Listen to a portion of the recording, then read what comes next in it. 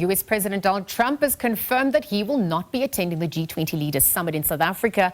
That's happening later this year. Instead, he will be sending Vice President JD Vance. Now, the news comes as a little surprise given the current US administration's hostile stance towards South Africa. Trump also indicated that his golf resort at Doral in Miami, Florida, would next host next year's event. Trump revealed that his Treasury Secretary Scott Bessent, he was organizing next year's summit, a cabinet secretary who skipped the finance minister's segment of the G20 in Cape Town that happened this past February. Perhaps to unpack these latest developments, let's speak to veteran international journalist Sophie Mokoena to unpack these developments. Sophie, good morning and thank you for your time at this hour.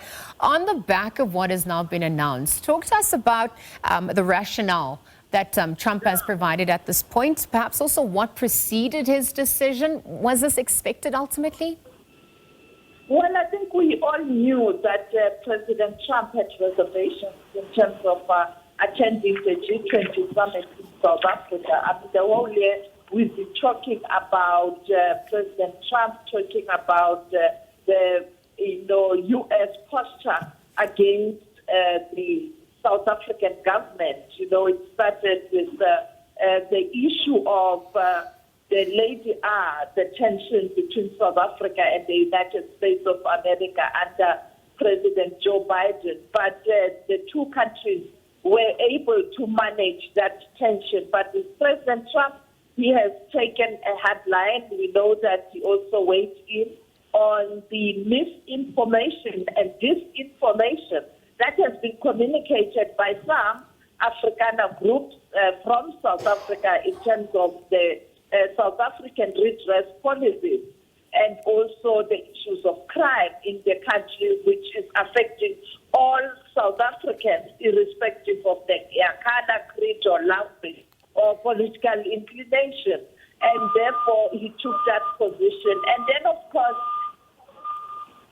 reservations in terms of the theme of the G20 Summit in South Africa. Particularly on issues that deal with inclusivity. Now, we have now finally gotten a confirmation that he is not going to attend. He announced this yesterday, but as he had indicated earlier on that he might send a representative, he has decided to ask Vice President JD Vance to attend the G20 summit. Okay, Sophie, my next questions are perhaps twofold. The first is, how are South Africa and its allies responding? And at this point, if we're looking at the consequences of this and also just how it reshapes summit dynamics, what's coming to the fore as we speak? Well, there's some noise. I don't know the technical noise. I don't know whether someone on the line. I didn't hear the question. Can you repeat? Sure. Yes, Sophie, we actually can also hear that noise. It seems like it has, dissipated a little bit. But I was just picking up on what you'd said because I was trying to ask what South Africa and its allies, what the response has been from them. And then if we look at the consequences as well of this, how it also reshapes summit dynamics, what are you then observing and making sense of at this point? South Africa hasn't responded, but I think South Africa will be pleased with the fact that at least JD Vance is coming. And JD Vance is the Vice President of the United States of America. So in terms of logistics, I think the U.S. Embassy is now preparing for a high-level delegation because this is the second in command. And he will be obviously accompanied by the Secretary of State, Marco Rubio. And I think South Africa will be pleased that America is not boycotting the G20, but it is sending a high-level delegation.